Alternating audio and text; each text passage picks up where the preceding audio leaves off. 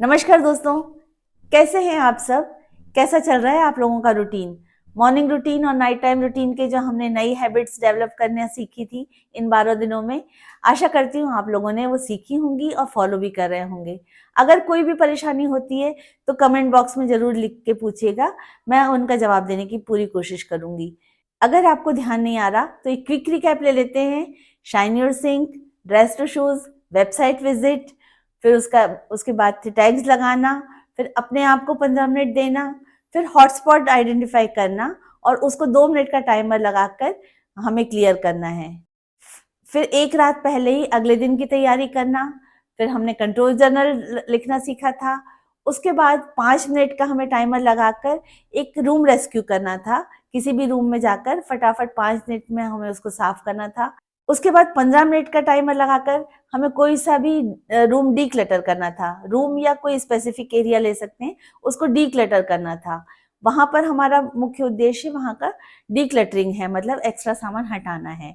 उसके बाद हमने फिर से कंट्रोल जर्नल पे अपनी फेवरेट चीजें लिखी थी और कुछ अगर फोटो वगैरह रखना हो तो वो रखी थी, ताकि हम जब भी वो कंट्रोल जर्नल अपना खोलें तो हमें अच्छा लगे।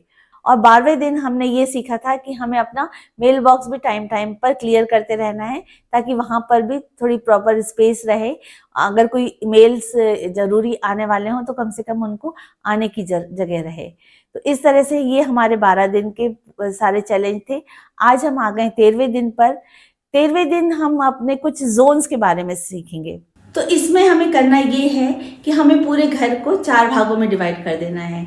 दीवार खड़ी करके नहीं डिवाइड करना है, हमें मेंटली या डायरी में डिवाइड कर लेंगे। इसमें ये करेंगे कि जैसे जोन 1 है वो अपने घर का कोई सा भी एरिया, जैसे मैंने किचन ले लिया।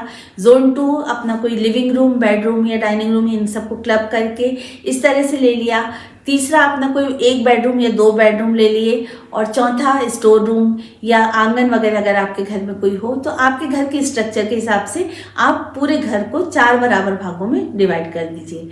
अब जो जोन 1 है वो मंथ के पहले वीक में काम करने के लिए है। जैसे किचन हमारा है जोन 1, तो मंथ के शुरू का जो वीक रहेगा उसको हम किचन में काम करेंगे।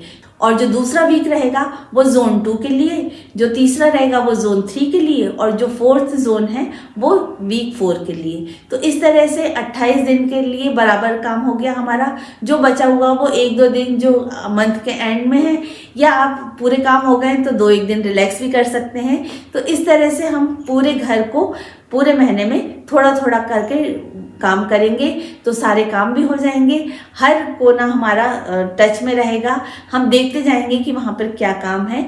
और इसके लिए भी हमारी टाइम लिमिट जरूर रहेगी। ऐसा नहीं कि काम शुरू किया तो घंटों वहीं पे बिता दिया। हमारी जोन क्लीनिंग का भी टाइम रहेगा फिक्स, 20 या 30 मिनट जैसा भी आपको जमे वैसा आप फिक्स कर सकते हैं। आपके पास कितना टाइम अवेलेबल हो उस पर डिपेंड करता है। तो मैं इसके लिए 30 मिनट रखती हूँ। तो 30 मिनट हमने एक एरिया के लिए जोन क्लीनिंग के लिए रखा है। तो इस तरह से हमारा 1 घंटा सफाई का हो गया एक्स्ट्रा। 5 मिनट का हमारा जो रूम रेस्क्यू था, 15 मिनट का हमारा जो डीक्लटरिंग वाला था, और ये 30 मिनट का हमारा जोन क्लीनिंग का हो गया। तो जोन क्लीनिंग में हमें ये करना है कि टाइमर लगाकर हम जाएंगे और उस एरिया का, जैसे किचन में गए तो हमने वहाँ पर जितने भी 30 मिनट में काम हो सका है, डीक्लटरिंग का या फिर क्रॉकरी वाला जो सेक्शन है वो साफ करना है या चिमनी साफ करना है, जो भी हमें करना है 30 मिनट की हमारी टाइम लिमिट रहेगी।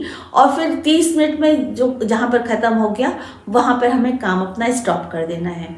और इसका सबसे महत्वपूर्ण रूल ये है कि जोन क्लीनिंग का काम आपको बाकी के सारे काम करने के बाद ही लेना है। ऐसा नहीं कि हमारा सुबह से मन हो गया तो हम सुबह ही जोन क्लीनिंग शुरू कर दी और बाकी सारे काम फैले पड़े हुए हैं और अचानक कोई आ गए हमारे घर में तो देखा पूरा काम अस्त व्यस्त। वो वाला काम नहीं करना। हमें बाकी के रूटीन हमारे पूरे हो जाने चाहिए, उसके बाद ही हमें इस जोन क्लीनिंग पर आना है। ठीक है, तो हम अपना कोई भी हमारा जो समय ऐसा लगता है कि ये काम हमारे बाकी रूटीन करने के बाद ये थोड़ा सा आधे घंटे का टाइम या 20 मिनट का टाइम बच रहा है, तो वो हम अपने जोन क्लीनिंग के लिए डिसाइड करेंगे।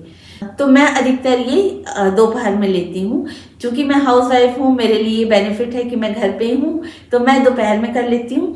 पर आप अपनी सुविधानुसार जो भी समय आपको ठीक लगे वो डिसाइड करें और उस वक्त जोन क्लीनिंग करें। अगर आपने जोन क्लीनिंग कर ली ना, तो मैं पक्का विश्वास दिलाती हूँ कि इस बार की दिवाली की सफाई आपको बिल्कुल हेडेक नहीं देगी। आपको लगेगा ही नहीं कि मैं क्या करूँ। उसी तरह से हम आखिरी महीने में जब सितंबर अक्टूबर में करते हैं जोन क्लीनिंग करेंगे, तो जब हम ये 10-11 महीने तक लगातार करेंगे तो हमें उस वक्त करने के लिए ज़्यादा कुछ रहेगा ही नहीं। हो सकता है सिर्फ सिंपल डस्टिंग जैसे हम करते हैं वैसे ही करें और हमारा घर चमक जाए। तो हम ये वाला काम इसी आशा के साथ करते हैं कि इन 9-10 महीनों में हम ये हैबिट इतने अच्छे से डेवलप कर लेंगे कि दिवाली के टाइम हम बिल्कुल सफाई को लेकर चिंता रहित रहेंगे। हम सिर्फ उस वक्त डेकोरेशन करेंगे, मतलब सफाई और ऑर्गेनाइजेशन हमारा पहले ही हो चुका रहेगा। हम तब सिर्फ डेकोरेशन करेंगे और खुद बढ़िया से तैयार होंगे और बढ़िया बढ़िया पकवान बनाएंगे। तो इसी आशा के साथ ये वाला जोन क्लीनिंग का हम स्टेप शुरू करेंगे। आज मैं लिख लूँगी कि हम किस तरह से जोन डिवाइड करेंगे। आप भी जिस तरह समझ में आया है आपको, अगर क्लियर हुआ है तो आप भी लिखने की कोशिश करना और कल फिर हम देखेंगे कि हमने किस तरह से डिसाइड किया है।